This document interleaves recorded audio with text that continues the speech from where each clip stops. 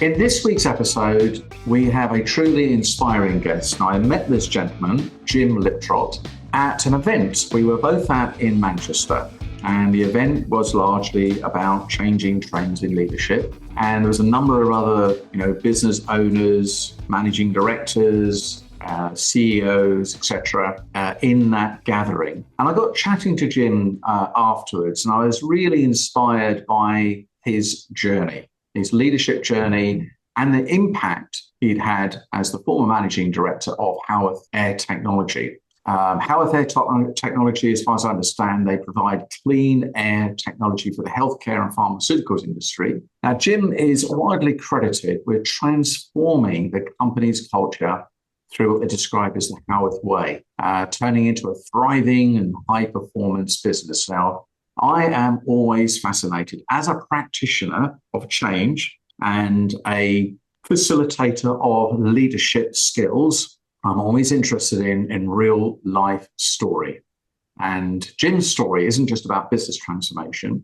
It's a leadership journey that began in the shop floor, took him all the way to the boardroom. And we're going to be diving into this conversation, how he navigated that transition, the challenges he faced on the way, and really what shaped his leadership approach and philosophy. We'll also explore how he led a culture shift at Howorth, the power of what he calls the invisible workforce, and the lessons he's learned along the way. So whether or not you're listening to this as a leader of a team, driving change, or just looking for some hard-earned leadership wisdom, I can promise you this episode is going to be packed with insights you definitely won't want to miss. So very warm welcome to you, Jim. Thank you. No pressure then.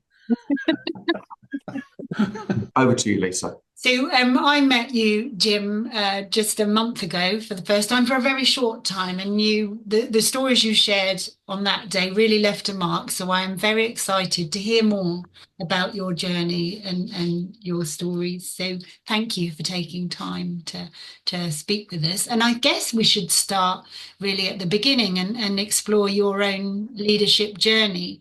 So I know that you started at British Aerospace originally as an apprentice, and then worked your way up and made the transition into leadership roles. And quite often, I think that people find that journey quite difficult, from shop floor to a leadership role.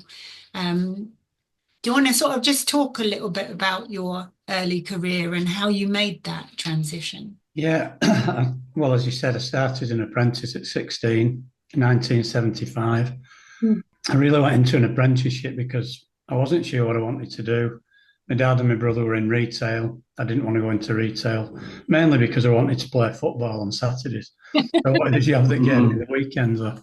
At that time, jobs were a lot easier to come by than in successive years. So I had 2 or 3 options, actually, but my dad was really keen that I got a trade and that I joined British Aerospace because, in his words, the country will always need the defence of the realm.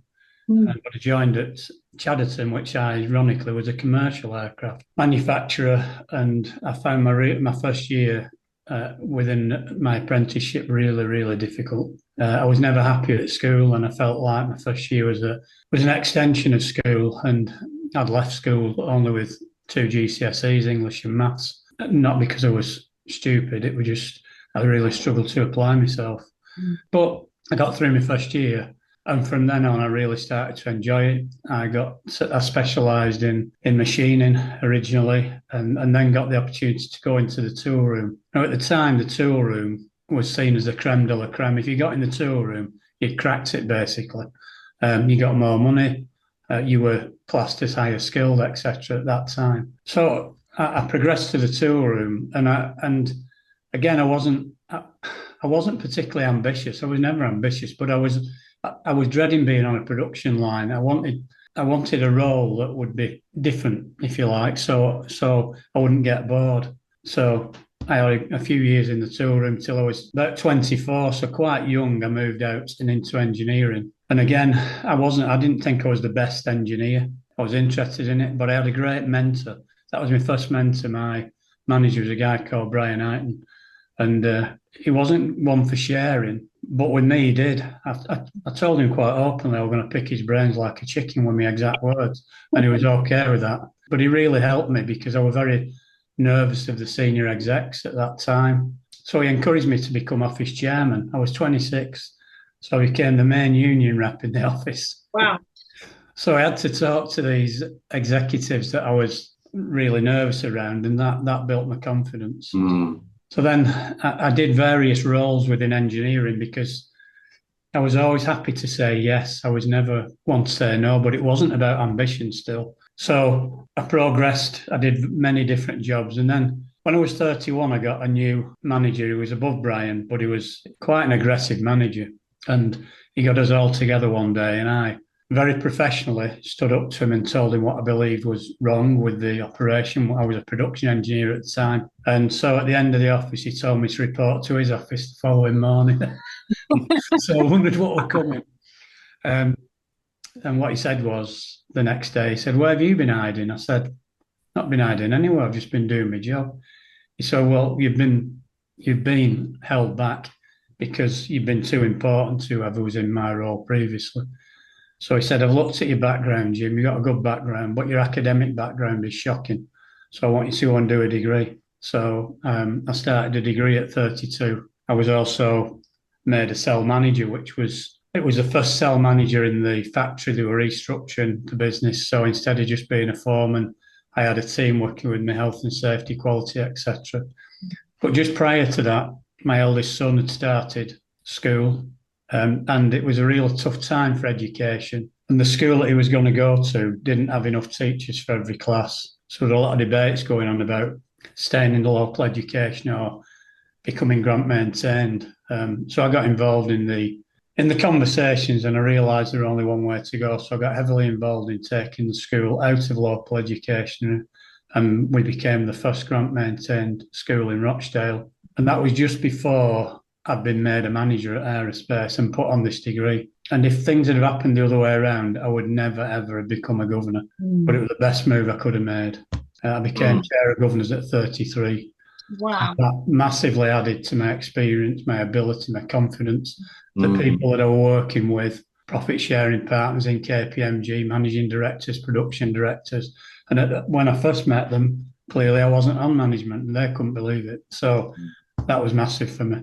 So the key thing there, though, is that, and as a good lesson, is that somebody spotted the talent in you and voted for you and gave you the opportunity. Very much so. And that is so important to recognise that as a leader, we could be having people around us who are in the shadows, that just give them the opportunity and they will live up to that opportunity. You've got to be their first vote of confidence. So I think that's a really powerful thing to recognise, that as a leader, we have that responsibility to do that. Someone's done it for you, and I'm sure you've done it for many people subsequently. It was interesting, really.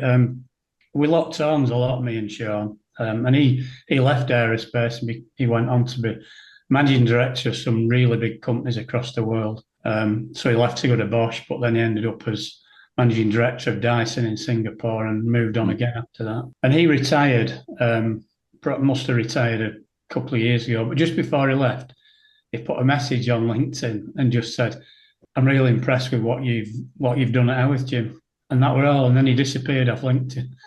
Oh, that's nice. But really nice, yeah. So how did you, obviously you were one of the team actually, doing the doing and then making a transition to then leading some of those people that were previously your peers. How did you find that, and what was some of the early inspiration in terms of how to do that?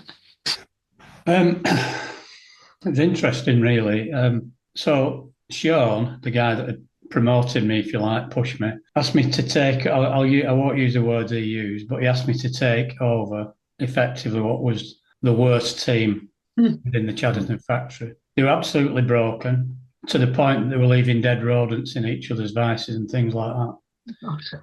And the guy that I took over from was the most highly qualified person in that discipline. I wasn't from that discipline. So I've actually never led a team that's been my technical background. And I think that's important, because sometimes when you lead a team that you know you're the best at, the temptation is to step in and do it. Yeah. If you can't do it, you use the skills within the team.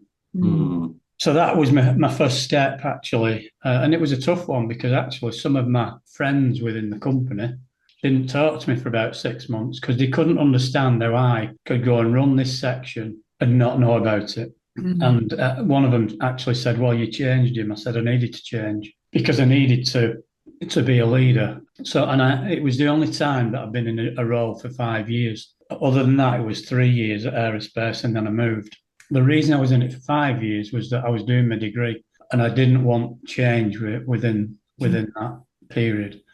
But in that 5 year period, I then got a different boss again. And I spoke to him one day and said, I'd like to talk to you about career development. He looked at me and he said, you're going nowhere. You've got a great set of lads. I said, have I really? Well, 5 years ago, this same set of lads were the worst set of lads in the factory. What's changed?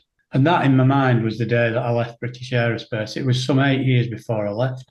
But in my mind, I was determined that not only was I going to go places, but everybody I touched was going to achieve the highest level they possibly could. Fantastic. How did you transition from there into Howorth? Was that how did that happen? So, as I said, I was looking to leave aerospace. I'd worked all my life in tooling. I decided to get a role out in production to prove that my skills are transferable. And ironically, I got put over a section that was made up of people that nobody else wanted. I was on there for 18 months. We doubled production. For the last 10 months, we hit every deadline that we were given. And then I ended up going back into tooling, but as head of tooling then. So then that really was interesting because a lot of people who had helped me on the way as an apprentice were suddenly my team. So that was quite interesting. Wow. And then there was a joint strategy going on between 5 aerospace sites, and the lead site was at Samlesbury. So Samlesbury was a military site, and I moved over there as the production manager of high-tech tooling. So it was a sideways move, really. But again, it was to prove that my skills were transferable in the comfort of the big organisation. But I then started to look at, because of my time in tooling, I'd seen a lot of small businesses and how they operate. I didn't like what I saw. So I wanted to go into small business and show them a different way of leadership. But I needed to find the right business, and it wasn't about package. I found a company at the time called Locker Process Solutions, and they manufactured screening machines. They were a fabrication company. And the screening machines, if you can picture a coffee jar, everything on that coffee jar in its raw state, the glass, the plastic, even the epoxy that would stick the label on would have gone through one of those machines. I knew that if we could get it right, then what a fantastic market they had. So I'd been there 3 months. I'd handled a redundancy. And then Locker Process Solutions had produced a machine, this screening machine under license to an American organisation called Rotex for 60 years. 3 months in, the Rotex senior management team were over to come and see what we were doing. By that time, I'd introduced new technology in fabrication, welding. I'm not a welder, but what I did was I brought the experts in to work with my experts who, on the understanding that they would give any of my people training, proper training in the new technology. So the Americans came over, they saw what we were doing on the development side, and the real reason they'd come over was to withdraw the license. They bought the company. So that was fantastic news. I oversaw the relocation of the company, and 3 years after joining them, I left for my next challenge because I'd worked myself out of a job. They didn't need me anymore. And that was my whole ambition when I left aerospace. I was going to go into different companies, probably spend 3 to 5 years there, but with the sole aim of working myself out of a job and then looking for my next role. And what are some of the, obviously, you were successful in transforming all of those organizations, and one of the qualities that stands out is that you played to the expertise and the strengths in the team to whatever. What are some of the other principles? What are the other secrets of the success in terms of how you engaged and turned those lower performing teams around? Well, first of all, treat them with respect because I've been lucky. I don't think I've followed any outstanding leaders. So I've not even had to be very good in my view. I think I've just had to speak to people as, as human beings, respect them. When I look back on my career, everything I've ever done has been driven by purpose. There's always been a purpose. So even getting involved with the school, going grant maintained, my purpose was I wanted to make sure I gave my lads the best opportunity within education. I couldn't afford to put them through private, but I felt I could give them even more by being involved with them. So it's having a real strong sense of purpose. It's being fair with people, being able to look myself in the mirror when I go home, because I know when I go into management that some people will not perhaps like the way I operate, like what I do. But as long as I can look in my own mirror and say you've done a fair day's job and you've treated people with respect, then I think that's the acid test, really. You talk about this strong sense of purpose. We mentioned this before when we've spoken. How do you get other people to share that same energy and passion for the purpose that you've got, particularly when you're at Howorth and you're now? So yeah, I mean, I'm glad you've moved on to Howorth because that's the easiest one to explain. So I was on my journey to different companies, and I'd actually accepted a job somewhere else when I was intercepted for Howorth. So I thought, well, I'll go along anyway, but I won't be giving back word because it's not me. But I walked into Howorth, and on the medical side, they produce ultra clean operating theatres. So their showroom was an operating theatre. And when they were explaining what it did, I just remember thinking, wow, this company saves lives and I want to be part of that company. So I joined as production manager. I didn't share any of that. I just went about it as I'd gone about all my other jobs. I introduced myself, explained that I realised I had to earn the respect, but they'd have to earn mine as well. And I'd start to earn it by learning all the names initially and getting to know them. But if you fast forward to how do I get people to engage?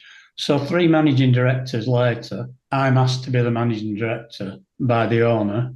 And how long, Jim, have you been here at this point when they asked you that question? So I joined in 2008, and it was towards the end of 2017 that I was asked to be the managing director. For 9 years, okay. Yeah. In the meantime, I've been the operations manager and then the operations director when the new company was formed, because in 2009, the company went through administration. All but 2 of the then directors left. I wasn't a director, but was made a director the other side of administration. And we went from 120 people down to 30. But we lurched from problem to problem between 2009 and 2017. We lost £4 million between 13 and 14. 2017, things weren't going well. I was ready to leave the business, to be honest with you. I was already starting to work with a headhunter because I just felt I couldn't do it anymore. And then all of a sudden, I'm asked to be the managing director, as I said, because the owner didn't know what else I did for his company. Why did they ask you, do you think? Nowhere else to turn. Serious. I'm sure they saw something. Well, so the owner always believed his managing director should be sales driven, and I'm not sales. I'm not commercial. I'm operational. So I asked him, have I got your backing? He said, what do you mean? I said, well, you've always wanted a sales led. He said, well, that's because small businesses quite often are born out of a man with a van buying and selling something. Mm. And I said, well, I've news to you, how I think a small business. But please don't, I will do the role. Please don't judge me on how I do it, but watch what happens to your bottom line. That was the only promise I gave him. So we went to the shop floor, and I didn't realise until after the trauma that might have caused a lot of people, but we called everybody to the production shop floor, and we brought the news that the MD had left. And then I stood at the back as 2 of the sales directors waxed lyrical about things and introduced me as the new managing director. And I was shaking like a leaf. I was a bag of nerves. I didn't want to be the centre of attention. And I thought, how do I follow these people who are, used to doing this all the time? So I was just honest with people and said, I told them the tale about why I joined the company. And I joined because we saved lives. So the following morning, when I was doing my daily walk round, because I always walk around the full factory and said hello to people first thing in the morning, chatted to some, just said hello to others, depending on how they were feeling. And one of the sheet metal workers who worked producing the canopy, he stopped me and he said, Jim, he said, that you said yesterday. I said, what? He said, about us saving lives. I said, yeah. He said, well, I've worked here for 14 years and I do the same job day in, day out. And my mates take the mickey of me. He said, but I enjoy doing it and I want to do it to the best of my ability. He said, but when I got home last night, he said, I were having tea with my wife and I said, Jim's right. We do save lives. Now, at that point, it hit me like a sledgehammer because I thought, wow, that's really hit home. And I hadn't thought about it. Ironically, I came across Simon Sinek after that, with his Start With Why. But the great thing was it underpinned my thoughts. So that's where it started. And why I said some people will have been traumatized going onto the shop floor. Prior to me, there was no communications. And I mean, no communications. The only time they went to the shop floor were for bad news. For some people, my appointment was bad news in the long run. But anyway, so I promised them that I would communicate regularly with them. My plan was twice a year because we didn't have a facility where I could address everybody in one go. It used to take me 8 presentations within a week. So I did it twice a year initially, but I purposely didn't say months because I didn't want to break a promise. I said regular, I weren't going to break my promise. And that's where, the purpose, people started talking about the purpose all the time. And in my briefs then, I would illustrate how many lives were being saved, how many operations were happening in the operating theatres, how many drugs were being produced in our isolators and downflow booths, how many people were being treated. And it's powerful. And then you start to find examples on the internet, on YouTube, of people who fought cancer with drugs that have been produced in the equipment that we provided. It just doesn't fail to hit home. Yeah, so really helping people understand what they were doing, no matter what they were doing in the organisation, what the end result was. And how did that evolve into the Howorth Way and the work that around that? We're in the middle. I will get to that answer, but I need to give you a bit of the backstory. So 2018, July, first year in post. I didn't take an increase in package. I won't accept one until I'd delivered something. July, we're looking at a negative 400,000 EBITDA. We've never done a strategy, and I'm thinking I need to do a strategy for this business. And I felt very, very lonely. I was one of one. So I thought, I need some help. I'm going to start looking at peer groups. So I looked, and there's some great peer groups around, Vistage. I looked at the Manufacturing Alliance, which is a Northwest-based organisation, both great organisations. And then I came across one called the Alternative Board. And basically, I had a facilitator who, ex-banking side, ex-NatWest, and I met with 6 other business owners once a month. They accepted me on the board, even though that was taking the board bigger than they would ever have. I also found out something called Mentoring for Growth. It was a government-backed initiative that Be The Business were running, where directors and senior managers from blue chips were helping people in small business like me. And I got a mentor, the ex-commercial director, or the commercial director of the time of GSK up in Ulverston. He's now retired. And we also recruited our marketing manager, and that was a really, really significant hire. But by the end of the year, I'd gone from being one of one in July to one of 11 by December. So that's my first introduction to my invisible workforce, because I had that sort of setup in every small business I went to, not as formal as this, but I would always bring together people that I naturally went towards, who understood me, but offered different things. And then as part of that group, I was invited to go and watch a lecture on something called the Barcelona Way. Now, that was about how Barcelona Football Club turned around the fortunes in the early noughties, when instead of sacking the manager, they brought the values in. So one of the things that was really troubling me was, when I left aerospace, I thought I will never work with people as technically gifted again. My last department had 150 people in. Their average age was 28. 90% of them were on further education. But when I went to Howorth, I realised that technically these people were as gifted and we had great products, but we failed year after year. So it could only be about attitude. Now, I told you earlier that I'd left school with only English and maths, and I went on to get my degree. And when I got my degree, I bumped into the old class genius who was asking me how we were doing, and he told me that I'd now got the degree that he had. And he said to me, the only person who'll ever stop you now, Jim, is you. So my logic said, the only people that can stop Howorth then are Howorth. Too much energy had been spent on knocking the opposition. I supported the opposition. I wanted them all to do well. Most of them were British. I wanted British people in British jobs. I just wanted Howorth to lead. That's all I wanted. But I didn't wish the others any harm whatsoever and never do.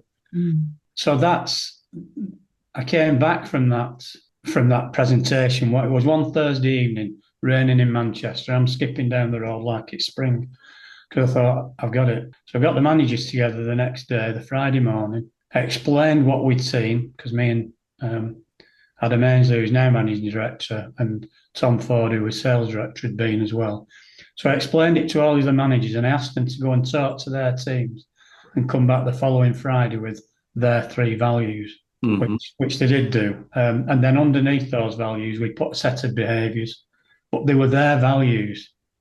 All I asked the directors and leaders to do was live their values, because actually that company, the people in that company were absolutely just as important, if not more so than I was. I've always maintained they could do it without me, but I couldn't do it without them. And I didn't own the company. So genuinely, I was an employee of the business paid to do a different job. Now, the other thing that happened, the first day after Christmas in 2019, I brought the cleaner and the then receptionist into my office and told them they were the most important people in the business, because first impressions count. And I knew that we could transform people's opinion of us by welcoming them in. And they were the first people that saw them.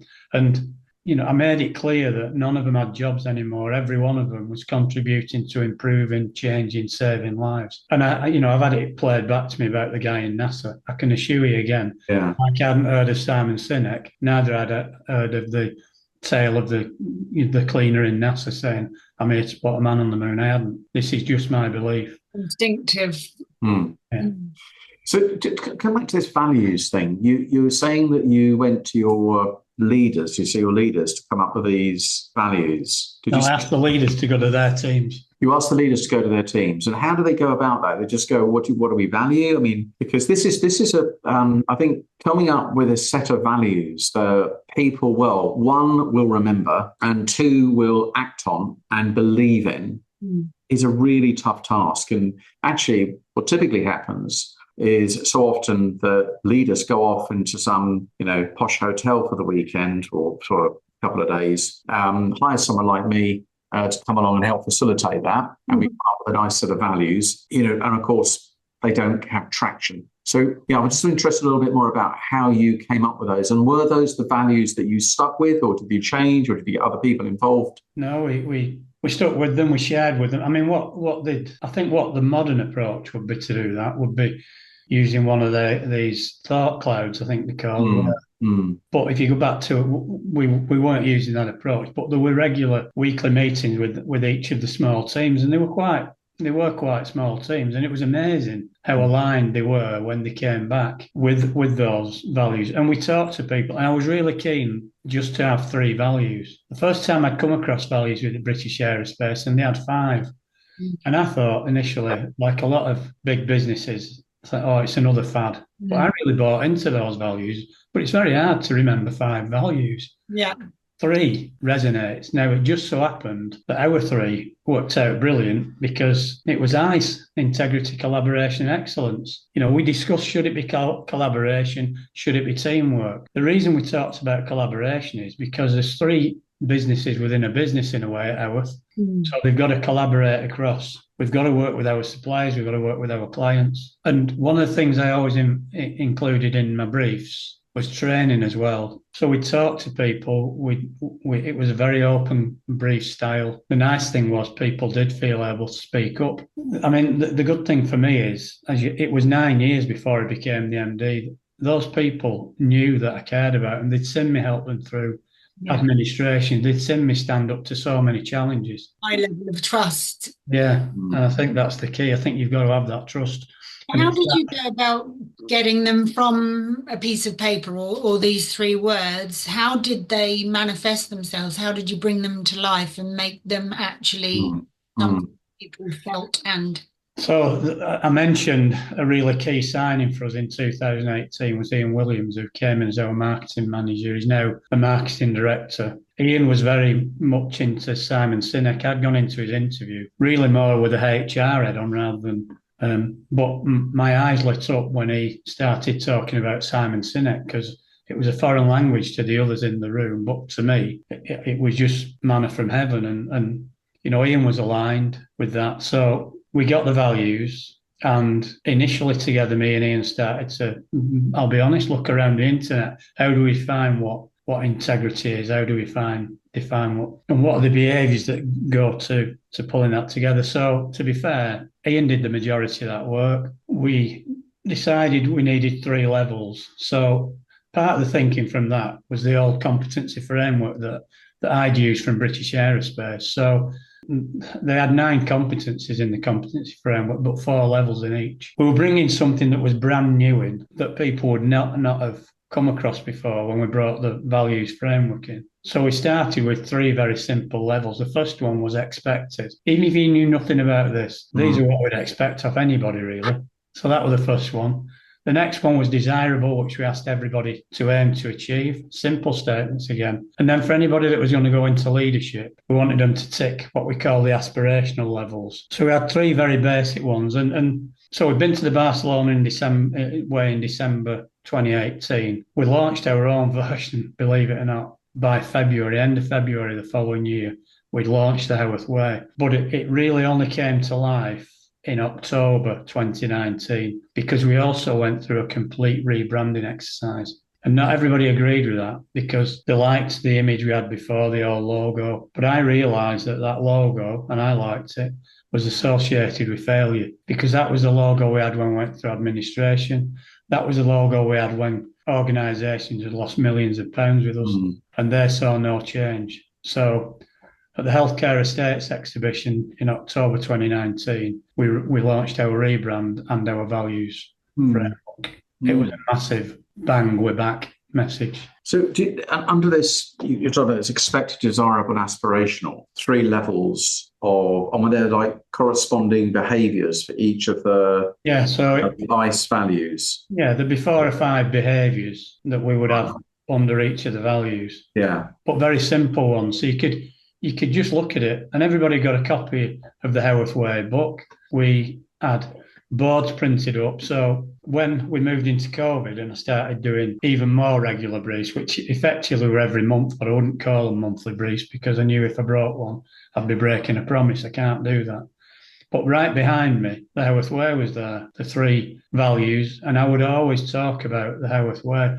So if you go back to, I said I first came across the values at Aerospace. When we had at each end of shift, whether that were Monday to a Friday, or whether it were a 3-day shift, you would have a wrap-up brief with your team. And my briefs were always structured around the values. The same happened at Howorth. I structured a lot around the values. It kept it in people's minds. People would get the old thank you card off me, and I'd normally highlight where they'd aligned with the values. They'd all get individual Christmas cards off me, and there was always an individual message in there, but there was always a reference to the Howorth Way. It never, ever left any focus. Yeah. And I also I encouraged people to challenge behaviour that wasn't aligned. So, I gave them carte blanche to challenge any one of us. And in all the period, I got challenged on it once. Jim, you didn't live the values then. So I got the team back together and I apologised to the team that were in that room. There was actually only one person that thought I hadn't lived the values, but it didn't matter. I still had to apologise because that's what he felt. And to me, perception is reality, and you have to be big enough as well to recognise when you make a mistake. So what did you see then start happening? I mean, because this is just such a powerful demonstration of what happens when the leader is, living the values. What did you start noticing happening in the team? Well, I think what started to come really crystal clear was people who weren't living the values. More often than not, they were the managers, the leaders of small teams, perhaps. Yeah. Sometimes they weren't, sometimes they were. But if I personally saw it, I'd address it. But I'd address it very professionally. I would never humiliate. I'd just have a quick chat and say, this isn't acceptable or whatever, and this is why. And I'll be honest, I knew what I used to say to leaders: you keep living these values and people will either leave because they feel uncomfortable or we'll move them on. And I wouldn't say I've moved on any bad people, but if they didn't live our values, then it would compromise what we're doing. And, unfortunately, if you let things go unchecked, then that's acceptable. And I remember I went seeing Sean Wayne. I followed Wigan Warriors, but Sean Wayne had retired, and you've probably seen he does quite a bit of leadership training. I went to one of his sessions, and he talked about purpose, people, and non-negotiable values. And I agree with it. Look at Barcelona. Barcelona, when they lived the Barcelona way, were the most successful club in Europe for the next decade. Why did they start to wobble a bit? Because they no longer lived the values. So we started to live with it. And I think the biggest thing, really, the real message, so many people spoke to me. And I remember one of them saying to me, Jim, everybody thinks you're doing a fantastic job with the values, but you'll never address this particular issue. So when in October 2020, I announced that one of our senior directors had left the business, that's all I said. Everybody knew, and they knew why he'd gone. And if anybody didn't think I was serious at that point, then they certainly did. And if you look at what's happened since then, since that turning point, we've got 3 new facilities, 2 in the UK, 1 in America. We've seen consistent profits. Year on year, while I was managing director, we made money from being loss-making year on year. We never had to have our owner put his hand in his pocket anymore to bail us out. That had happened every year prior to that. Because people, just before Christmas, I would get people together and talk to them about the Christmas they were going to have. And when they felt bad about coming back, remember who was sat around the Christmas table and remember that they were going to help them at some point in their life. They would help. So many of them. So these specific behaviours, you said that Ian kind of helped you with that. I just clicked up the website here to have a quick look. Is this, I think people listening to this who have a job as a leader, it could be running a department, a division, even an entire enterprise. The biggest challenge they have is getting people to go beyond a set of what feels like a sort of set of promises, nice to haves. Every company has its own values set. Very few people actually really know them or understand them. That's the big challenge. So how do you get from, we've got this set of values to, and you can't do it all, Jim, you know that. No. You know that. You can't do that. And you said that yourself. So what causes me as a regular person in the organization to want to learn, well, how do you get me to learn them and how do you get me to act on them so that, when I'm going about my daily job and I don't see someone taking ownership or taking accountability, I can then use the values. I mean, that is, how do you get them to really work? That's the thing. Coming up with them is, yes. Do you really need the values written down to help people focus? But actually, it's about how you go about everyday life. So I talked about the values at British Aerospace. It was my second managerial role at Aerospace. I was on a 4-shift system. And as I said, these were people that nobody wanted. So I did my end of shift brief. And a guy there sat in front of me. And all he did was read his paper all the way through. And I could have got quite upset at that. But I didn't. I got the union rep next to me. And I asked people for concerns. And he made a list of their concerns. I think there were 15 on his list at the time. And the following week, when I went back, I gave an update on every single one of those issues. And one simple one that sticks in my mind was the department I was working on was Boeing. It was parts for Boeing aircraft. But in the bay that we worked in, there was a big picture of a British Aerospace 146 that had been up there for 18 months and nobody had done anything about it. And that was one of the issues. The following week, that was no longer there. Now, and that guy never read his paper again. So actually, all I'm doing there is living values that people didn't know at Aerospace. But in my mind, I knew that if I operated in line with them and in line with my own core values, caring about people when they were down. There's so many tales I could give you from that, because Boeing were the poor relations of Chadderton at the time. We had to put the equipment we were making through heat treatment into paint and all sorts. And in the early days, it was really hard. And I was learning a process. I remember moving apart from one station to another because I thought we were helping. And the next bit later, I went to see the guy. I said, you don't know where these components have gone from here, do you? And he said to me, yeah, some idiot moved it from here to up there. So I said, I'm that idiot. Thought I was helping. Now, ironically, that message goes around the factory actually about one of our in an environment where people got told what to do and this, that, and the other.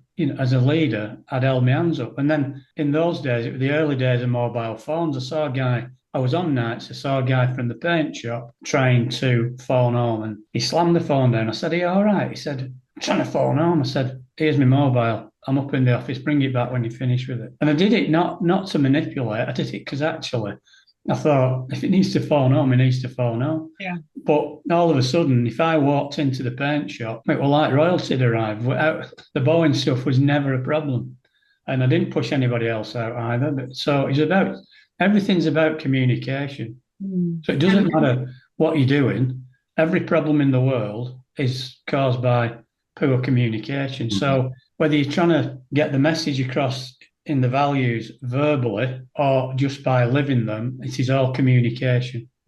And the most powerful is the example that you're setting in terms of demonstrating the words that are on the piece of paper. One of the things that I refer to is something I call, felt leadership. In other words, your leadership needs to be felt by people for it to have an impact. You can say stuff, and we can trot out stuff. I can do a town hall meeting, I can send out emails. But if it doesn't actually resonate at feeling level, and I don't feel it, then it very quickly just goes away and doesn't have any impact. So I think that what you're really describing here is the little acts of, an act that is consistent with the value set, then creates a story, creates a feeling, which then other people repeat to other people. And that is, I think, is such an important lesson why,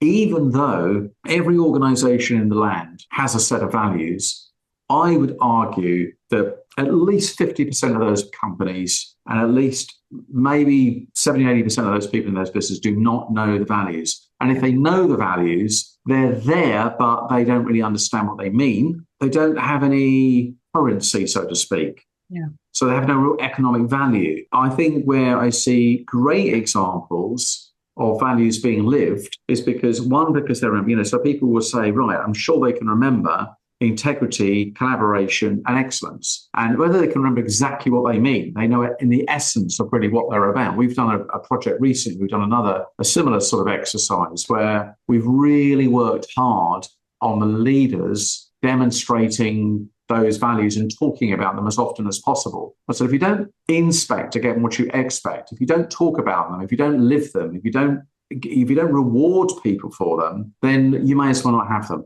So there's a lot of cynicism around purpose and values, a lot of it. And that cynicism is bred from the fact that people have them, but they mean nothing. Yeah, so it's about authenticity. It really is. So I'll give you so when I first went to what became Rotex, in the very first week, I saw the maintenance electrician up a ladder on his own, nobody at the bottom, not tethered. And I got him down and I said, "Peter, why are you up that ladder without it being tethered or footed?" He said, "Well, I've always done it." I said, "Well, if I see you do it again, I'll put you in discipline, because I am not going to knock on your door and tell your wife you've had an accident at home because we didn't look after you." Now, so the cynic could also say, well, yeah, all you're doing is you're putting your arm around people and you tell them how good they are. Well, actually, sometimes you have to be like that. But the message he will have got from that is actually, I cared about him. And I did. And, if you look at some of the success stories we've had with the approach, I wasn't planning to talk about this particular one, but Corey Clark was my first apprentice when when I joined Howorth, and he was being looked after by the then technical director. Now, I'd had a massive input with apprentices and works experience for 30 odd years at aerospace. So I put my arm around him. I said, right, I'm going to support you. I'm actually going to help you. And then I very quickly found out that he was off the rail at college and things were going wrong. So I pulled him in. I got his supervisor in with him. I got his training provider in with him. And I asked him why he was struggling at college. He said, well, I haven't got time to do it. I said, right, okay. I said, well, you've got two choices. I either double your wage, because we knew that if he passed his exams, he triggered a big increase. So I said, I either double your wage or I sack you. What's it going to be? And we had a chat, and I helped him do some planning. I explained that if his girlfriend loved him, instead of seeing her every day of the week, he could see her for 3 days for the next 12 months. And he bought into it. And, Corey was the guy that in June last year moved out to America for us. He's since gone on to get his business degree, and now he's the ops vice president in America. Wow. He's 32. But there's loads of other tales like that. But the reason I brought that in is because of my conversation again about this is not acceptable. So it's about authenticity. It's not acceptable, and I'm going to help you, but you've got to help yourself. Yeah, you're giving people a chance. You're pulling them up on it, but you're giving them a chance to improve and change. But what do you do with those people that are, for example, getting results for the organization, but not living the values? Because ideally, if you've got like a little, 2x2, you've got people that are living the values and getting results, big tick. You've got people that aren't doing either, that's easy, get rid of those, all right? You've got people that may be living the values, but not getting results. So, you can obviously develop those people because they're the right attitude. I think the more difficult one are those people that are getting results, but they're not necessarily, they might be getting results in their part of the business, but they're difficult to work with. They don't collaborate. They're selfish. They get results, but they get them, through other means that actually aren't consistent with the company's values. How do you deal with those people? You exit them. Right. You're quite clear about that. Yeah. 100%. Because if you don't, then you didn't even hesitate then, did you? That's a definite. I like that. You exit them. Right. Okay. Tell me more about that. Even that sounds acceptable.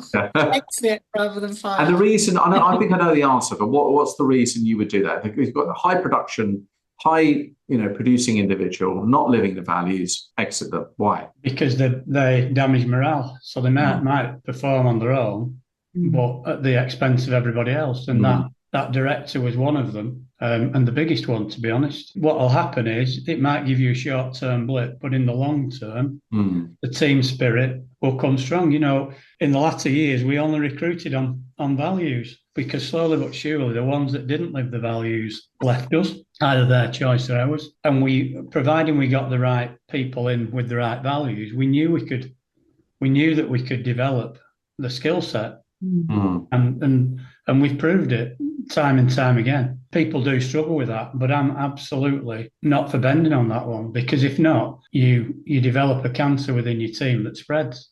Yeah. And if you say, well, we'll turn a blind eye, that's acceptable. I'll take the values off the wall, and it doesn't mean nothing. Yeah. So I think that these are the tough discussions that people need to have. And I'm always encouraging leaders to say, look, if you've gone to the bother of coming up with those values, and you want those values to be lived in every day by 600 people, 2,000, 10,000, 100,000 people, but you've got pockets of people that aren't living them, it's a dilution. And actually, you're not valuing your values. And if you're not valuing your values, I would agree with you. Why have you got them in the first place? So you've got to have some sort of moral compass by which you're operating. And what you're doing is you're saying, we believe if we live our life this way, we will be more productive, we'll be more profitable, we'll have higher levels of engagement, higher levels of staff retention, et cetera, et cetera. And that is the real true value of having values. And that's why it's important in the first place to make sure you've actually got values that people believe in, and that actually are right for that particular organization. And like you did, have a hand in creating them, because they mean something. you then. So you mentioned earlier about the invisible workforce, and that's something that I've read a bit, when I was doing some background research on you. So how do you define that? Who are the invisible workforce? Well, they're normally invisible.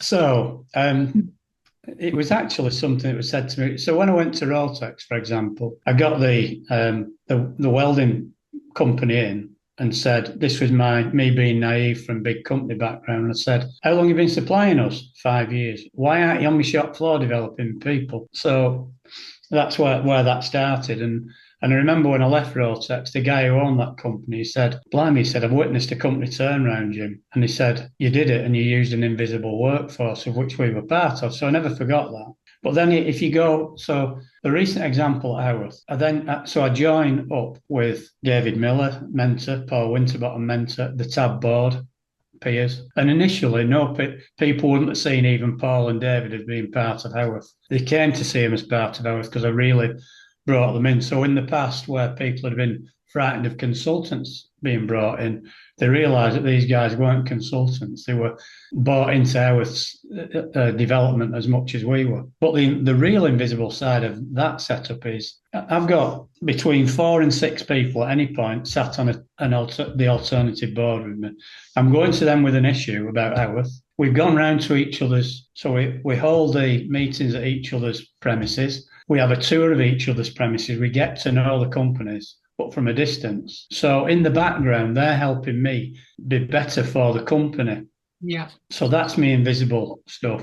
That's interesting because I'd assumed when I first read it that it was about the sort of secret agents of change type of thing and the change champions, that weren't necessarily in leadership roles, but they were, influences in the organization. But so it's external support and external networks that you have utilized the skills and expertise of in order to better things within the organization. But you might be interested to know, and I'm reflecting on your story of things you've been saying, that we have a program we've been working with recently that we've been co-creating with a very dear friend of ours. In fact, he's created the most of it, and we've been utilizing it. And it's called Bullseye, right? And the premise of it is that you first of all decide what the goal is. What is the specific goal you're actually trying to achieve? And everybody needs to have some say in what that is. Now, typically, when you're trying to get an organization to change, the 2 areas that people will focus mostly on is, one, what's the motivation for doing this? Is everybody bought into it? Does everyone understand the why behind the what? And then secondly, ability, right? Can somebody do what you're asking them to do? So we put in training and learning, support, mentoring, coaching, whatever, to help that happen. There are what we describe as 6 leadership influences. 2 of them, one of them, motivation, second one, ability. Then you move, that's personal. So that's to do with the individual. Then you move, and if you actually listen to your story, what you're doing a lot of these, so it's no surprise. The next bit is social. And social is both tribe and example. So tribe is to do with, I'm sitting in a meeting, Jim, I'm hearing you, and I hear you talking about, you're the CEO, the managing director, talking about these great things and what our purposes and our values are. And then I go back to the workshop floor, and 50% of the people, 60% of the people aren't actually doing what you're talking about. They're doing something quite different. So guess who's going to win? Is it you or them? All right. So you can see the tribe can trump my personal motivation to want to be different. The next thing is example. So who are the examples? Who is doing what you're saying? If I hear you say something, but I go back to the workshop floor and I don't see anybody doing it, or certainly I don't see my leader doing it or my supervisor doing it, now we've got a problem. The other 2 elements are to do with they're non-people. So they're to do with things like reward. It's not a people thing, but it's what is the reward incentive? So if you're talking about, for example, safety, which you were referring to earlier, accountability, ownership, etc. I don't see people doing that. And there's no reward for it. People aren't acknowledging me for doing it, whether I do it or not. Guess what? Probably not going to happen. And then lastly is your environment, so all the systems and processes and, anything to do which is in the background that could be causing me to behave a certain way. It could be to do with the way that I have meetings. The fact that you might be asking me to collaborate, but I never ever see anybody. We never talk to them. We never have meetings with them. You can see how this works. You've got 6 forces of influence, but if you're only using 2, guess what? The 4 are going to beat the 2. And what I've been paying attention to today, as you've been discussing, and it doesn't come as any surprise to me, that where you see culture change happening, you see all 6. So I'd be interested to see your view when you think about those things. You're dealing with motivation, you're dealing with ability. You're looking at the tribe. You've talked a lot about tribe. And the postcards and the highlighting stories where it's... Stories and the examples. And if any leader is not setting an example, guess what? Boom, they're gone. Right? Okay. Reward. How did you focus on the reward and you might not have done this, I don't know if you did it consciously, but how did you go about making sure people are rewarded for the behaviours you want them to produce? Well, given the checkered history of Howorth, for many people, having a sustainable job in a nice environment was great. So, you know what, we didn't have a pay rise for a good number of years, and over a full-blown pay rise, because we simply couldn't afford it. But I promised them when I said, I will give you the briefs and I'm going to tell you good news and bad news, but it's your company as much as mine. So we told them where we're at. Yes, we've made money this year, but by the way, we still owe a load of money. So although we made money this year, the debts of yesteryear, we still haven't cleared them. And they believed me. It comes back to, like Lisa said, it's about trust. So I knew that people trusted me because I didn't break a promise. We had one guy joined us. He was a fabricator at a company over in Prescott, and he'd gone to ask his company for development he wanted to go into design. They told him to get back on the shop floor. So he sent loads of letters out to different companies. And when he wrote to Howorth, guess what? He got a response. And I made him travel to Howorth 4 times before we did anything, because I wanted him to see. He was young. This was a long journey for him. And I started him on the same money as our shop floor. So what I said was, look, if it doesn't work out, I'll guarantee that you can have a job still welding and fabricating for us, because I'm worried about you. And remember him saying, he said, tell me, mates, what you've promised. He said, they all laugh at me. He said, but you deliver every single time. Now, Dave left us a couple of years ago,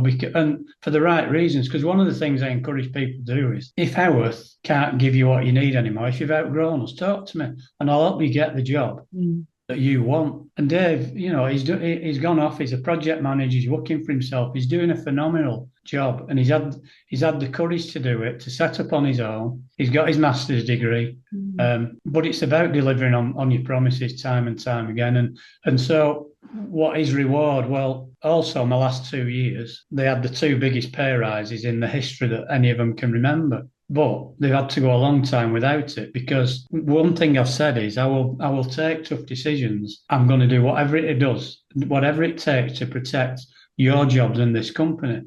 So in COVID, when we put people on furlough, one person challenged me and said, when are you going to tell these people on furlough that they're at risk of being made redundant? I said, they're not. Well, they are. I said, no, they're not. I said, they might be in some companies. They're on furlough to protect them. And I understand that people who are working think, well, these people on furlough are getting paid for nothing. I said, well, these people on furlough want to come into work. So you've all got challenges. But if I lose one job, I've not done my job properly. But similarly, back in 2011, I instigated redundancy, because if we hadn't have had that redundancy, the business was at risk.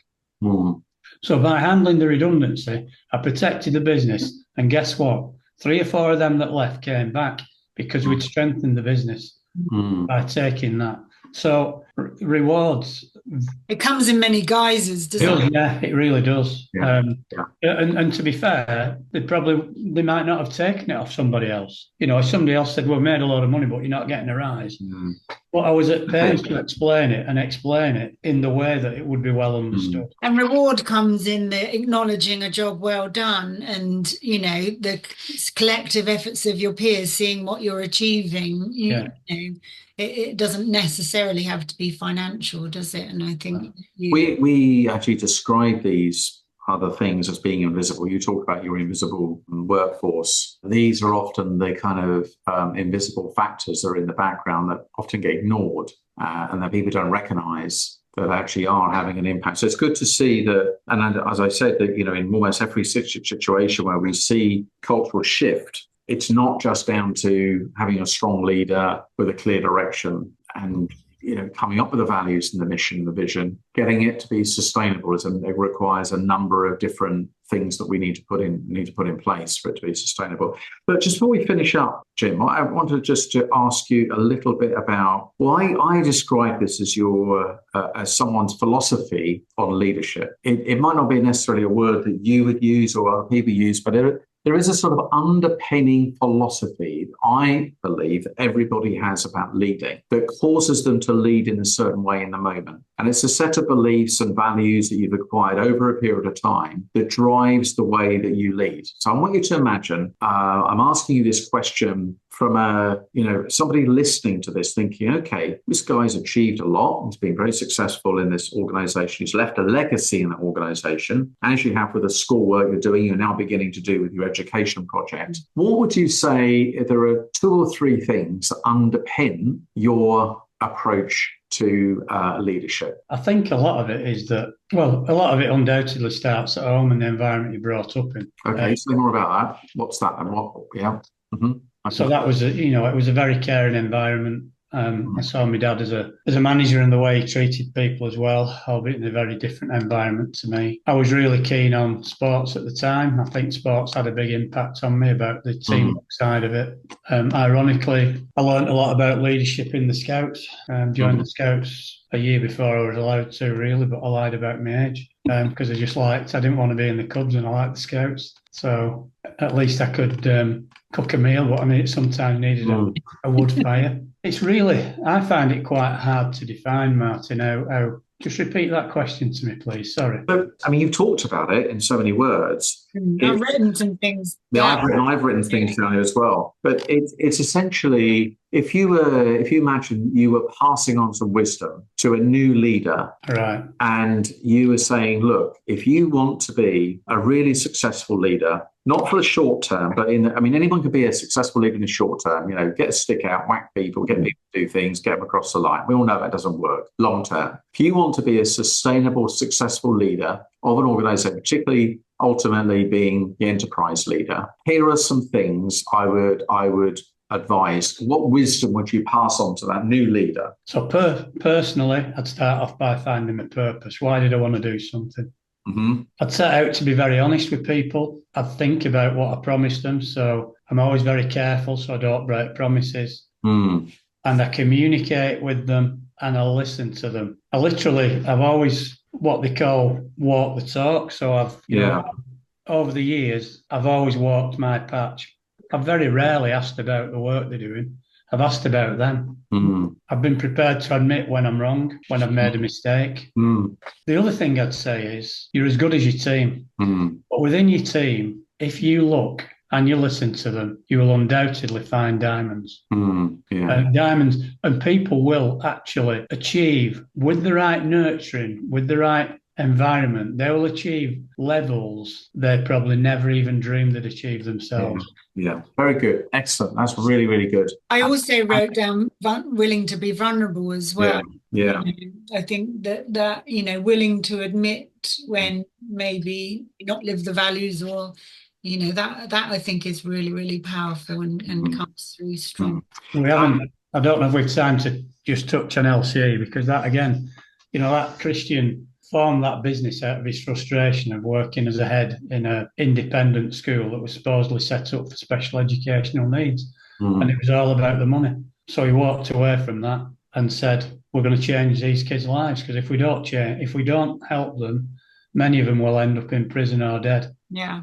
Looking at the website yesterday, and it's just, fantastic, the opportunity that you're giving people, and you're working alongside schools, aren't you? We're partnering with schools. We basically the 6th of June 2023, we had one pupil. The way it happens, we work with children before they get excluded, not after, because we want to re-engage them with education. And this year we've had 10,000 secured day places. So what I mean by that, it's not 10,000 children, but they come to us between 1 and 3 days a week for a minimum of 12 weeks. And we build the self-worth. We still do English and maths, and we do some, vocational awards. So they get certificates for achievements that they've done. But as we go into next year, it moves from that to offering a full-blown educational support package. So we've engaged with Rugby League Cares to put 3 sessions of or 3 programs of the 6 sessions, all about stress, anxiety, emotional thoughts, etc. But that's for our partner schools, and they're getting that in the cost of what. How is that funded? How is that being funded? By us. Oh, so basically, schools pay us, or academies pay us, or councils pay us. Right. Okay. Alternative provision has been around for some time, but a lot of it, in our view, isn't fit for purpose. They overcharge and underdeliver. So, what's the name of the organisation? Life-changing education.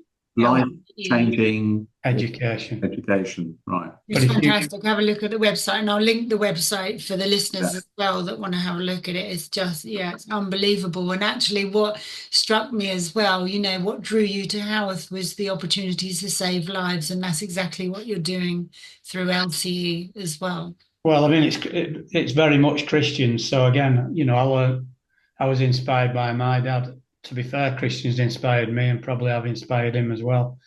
But I think now I've moved into my next chapter. So it's life-changing education. I'll help with the leadership development, but we're also putting Senko on. We provide free inset. We're a third of the price of any of the alternative providers in our area. And it's just that's very, very powerful. Very powerful. We've become patrons of Bolton Hospice now as well, and I'm working with an organisation that looks after cardiovascular health as well, helping them bring values in. And most of that's voluntary. It's not for money. What age are these kids, by the way? What kind of age? So predominantly 11 to 16.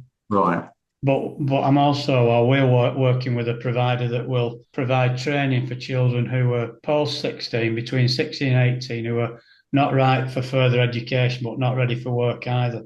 Right. So that's a partnership with Rochdale Training. As I said, we've already in with Rugby League Cares.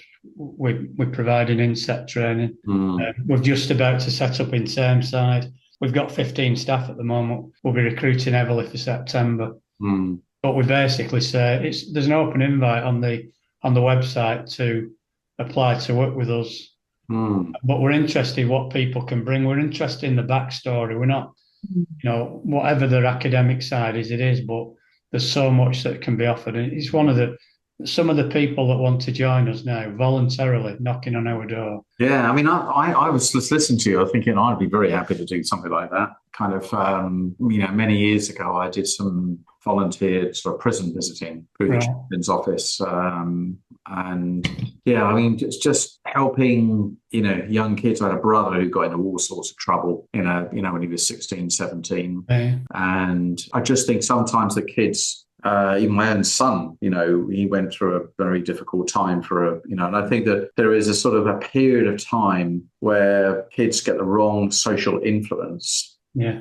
And it's very, very difficult, back to that whole thing again, if the bulk of the people you're associated with are doing something that's perhaps not that great for their life, but they don't realise it at the time. No. It feels exciting than just going down being properly educated or going to work and holding down a proper job, etc. But if people do make those mistakes and they do go off track, they deserve something to put them back on track. Yeah, and not to be left with I am something negative for their lives. And that is truly, truly, life-changing. How do you make the world a better place? One life at a time. Yeah. One soul at a time. Yeah. So look, Jim, it's been absolutely great talking with you. I have to say that you're very, very authentic. You aren't a person of just words. You're a person of deeds. Every time I speak to you, I get a sense that these things go very deeply with you. And it was quite interesting for me, actually, when I first asked you the question about leadership. You spoke about 3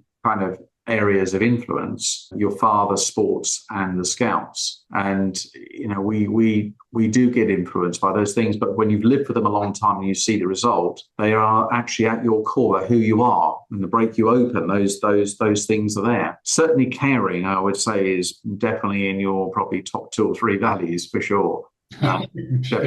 Deep care for people is what I... So, yeah, listen, our wish is with this podcast is that people listen to different things. We've got a whole range of different subjects. And not everybody listens to everything, but people listen for different reasons. Anybody listening to this as a leader would be well to listen to, the amazing results and the turnaround of the business. It's a very successful business now. It's a business that could have gone out of business. But through your active leadership and others, it survived, and it's a flourishing business now. And as you say, it's a business that saves lives. We're having good clean air in these laboratories. So, yeah, it's been great, and I appreciate your time. Fantastic. And really, the very best of luck in helping life-changing education to grow as well. Thanks for having me. Thank you very much. Appreciate your interest. Yeah. All right. Thank you.